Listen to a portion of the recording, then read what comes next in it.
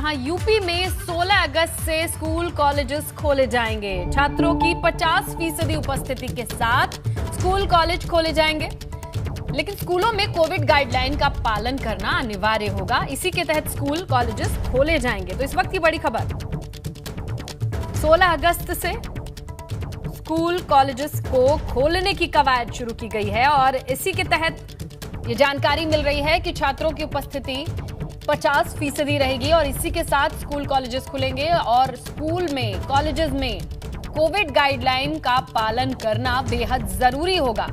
इसके तहत उपस्थिति की अगर आप बात करते हैं तो क्षमता सिर्फ 50% ही रखी गई है। और इसी के साथ आपको बताएं, 9वीं से 12वीं कक्षा तक के ही स्कूल खुलेंगे। अभी अनुमति इन्हीं कक्षाओं से है और इसके अलावा उच्च स्तर के जो शैक्षणिक संस्थान हैं, स्कूल के अलावा कॉलेज और यूनिवर्सिटीज, उन्हें भी खोले जाने की खबर मिल रही है। लेकिन कोविड के नियमों का पालन करना होगा। सैनिटाइजेशन हो, मास्क लगाना हो या सुनिश्चित करना हो सोशल डिस्टेंसिंग, ये तमाम चीजें माननी ही होंगी। इसी शर्त के साथ 16 अगस्त से स्कूल कॉलेजेस खोले जाएंगे, लेकिन स्कूल 9वीं से 12वीं तक ही खोले जाएंगे। इन्हीं कक्षाओं को खोला जाएगा। इससे नीचे की कक्षाओं के लिए अभी अनुमति की खबर नहीं मिल रही है। चलिए सीधा रुक करते हैं हमारे सहयोगी शैलेश का और जानने की कोशिश करते हैं कि किस तरीके की डिटेल आ चुकी है। शैलेश, ये खबर सबसे पहले एबीपी गंगा ने ये बताई, जहां सूत्रों के हवाले से खबर मिल रही थी। कितनी मुहर लग चुकी है, कितनी जानकारी आ चुकी है, जरा साझा कीजिए। देखिए, मुख्यमंत्री कार्यालय की तरफ से जानकारी दी जा चुकी है कि 16 अगस्त से जो शिक्षण संस्थान है वो शुरू हो जाएंगे। सबसे पहले माध्यमिक शिक्षा के संस्थान खुलेंगे और इसके बाद में 1 सितंबर से जो यूनिवर्सिटी और डिग्री कॉलेज हैं उनका संचालन शुरू किया जाएगा। और हम इस समय देखिए योजना भवन में मौजूद हैं। अभी अभी यहाँ पर deputy CM doctor Dinesh Sharma, जो माध्यमिक और उच्च शिक्षा के मंत्री हैं, वो भी यहाँ पर पहुंचे हैं और अधिकारियों के साथ में एक वीडियो कॉन्फ्रेंसिंग में शामिल होने गए। वैसे तो ये वीडियो कॉन्फ्रेंसिंग मुख्य रूप से जो बीएड की संयुक्त प्रवेश परीक्षा होनी है 6 अगस्त को, उसके लिए है, लेकिन इसी बैठक में चर्चा होगी। अब शिक्षण संस्थानों को खोलने से जुड़ी हुई भी यहाँ पर चर्चा की जाएगी। और अगर बात करें शिक्षण संस्थानों के संचालन को लेकर, तो ये निर्देश दिए गए हैं कि 50% क्षमता के साथ इनको खोला जाएगा। और अभी देखिए यहाँ पर अपर मुख्य सचिव माध्यमिक शिक्षा आराधना शुक्ला जी भी जा रही हैं इस बैठक में शामिल होने के लिए। आप देख सकते हैं बैठक में अंदर अधिकारी जो हैं वो सभी मौजूद हैं। बैठक चल रही है, बस शुरू होने जा रही है यहाँ पर। और जो अभी तक की रणनीति है, जो निर्देश है, वो ये है कि 50% क्षमता के साथ में शिक्षण संस्थानों को खोला जाएगा। यानी अगर किसी संस्थान की क्षमता 1000 है तो 500 लोगों के साथ में खोला जाएगा। इसमें क्लास के हिसाब से भी डिवाइड किया जाएगा। यानी अगर किसी क्लास में 60 बच्चों की क्षमता होगी तो वहाँ पर सिर्फ 30 छात्र छात्राओं को ही एक समय पर बैठाया जाएगा। यानी जो SOP एक तरह से पहले से जो शिक्षण संस्थान तैयार कर रहे थे, जो सरकार के पास भेजी थी, लगभग उसी पर इन चीज़ों को लेकर मोहर लगी। और इससे पहले अगर हम बात करें कोरोना की, जब फर्स्ट वेव आई थी, तो उसके बाद अक्टूबर 2020 में 19 अक्टूबर की तारीख थी जब दोबारा शिक्षण संस्थान खोले गए थे। और तब भी इसी तरह के डायरेक्टिव्स थे, ऐसे ही निर्देश थे। तब भी 50% क्षमता के साथ शिक्षण संस्थानों को खोला गया था।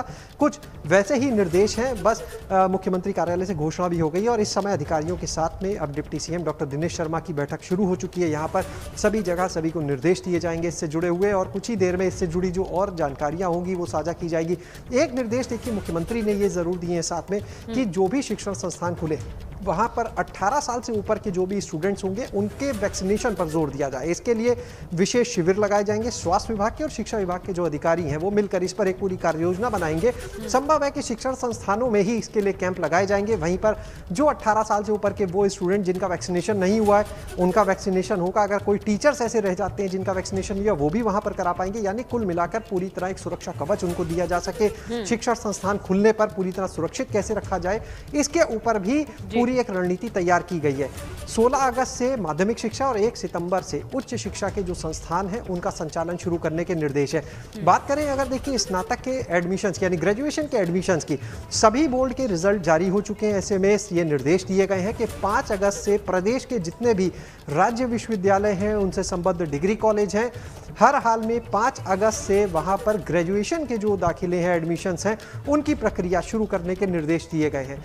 ये सारी निर्देश आज मुख्यमंत्री के साथ लंबी वार्ता चली। Deputy CM doctor Dinesh Sharma की बेसिक शिक्षा मंत्री को भी बुलाया गया था, उसमें चर्चा उनसे भी हुई, लेकिन फिर यह हुआ कि फिलहाल कक्षा 8वीं तक के जो स्कूल हैं उनको अभी नहीं खोला जाएगा, उससे ऊपर ही संचालन होगा। और ये निश्चित रूप से मान सकते हैं कि हायर एजुकेशन और सेकेंडरी एजुकेशन के स्कूल खुलने के बाद हालात को फिर से देखा जाएगा।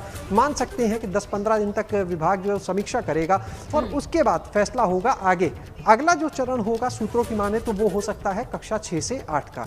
इसी तरह से क्रमवार तरीके से, चरणबद्ध तरीके से स्कूलों को खोले जाने की पूरी योजना तैयार हो गई है और तारीखों का देखिए ऐलान हो चुका है, लेकिन पूरी योजना किस तरह से रहेगी। शैलेश, देखिए ये बेहद अहम होगा जो जानकारी आपने दी है कि वैक्सीनेशन को लेकर नए सिरे से जुड़ना होगा, तो यहाँ पर इस बैठक में स्वास्थ्य महकमा का भी होना बेहद जरूरी है कि किस तरीके से, मान लीजिए कैंप लगाए जाते हैं, सबको वैक्सीनेट करने की जो मुहिम है उस पर किस तरीके की जानकारी है। देखिए अभी फिलहाल आज ही क्योंकि बैठक हुई, जब बैठक हुई तो उसमें deputy CM doctor Dinesh Sharma भी थे और उनके साथ में चिकित्सा शिक्षा मंत्री सुरेश खन्ना, स्वास्थ्य मंत्री जय प्रताप सिंह भी वहां पर मौजूद थे।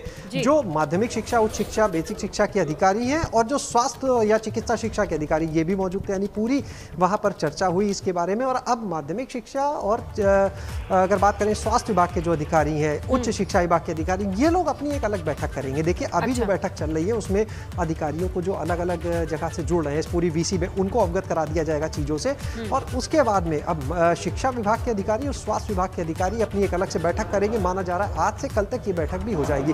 उस बैठक में इस रणनीति पर भी मंथन होगा कि किस तरह से जब स्कूल खुलेंगे तो वैक्सीनेशन कैंप किस तरह से चलाए जाएंगे, वहां पर किस तरह से वैक्सीनेशन कैंप लगेंगे। एक और सवाल जो उठता है वो ये है कि कोविड के नियमों का पालन कराने की जिक्र की जा रही है। इस बात को कहा जा रहा है कि स्ट्रांगली कोविड की गाइडलाइन फॉलो कराई जाएंगी, लेकिन अगर नहीं फॉलो होती हैं इस केस में कौन नजर रखेगा?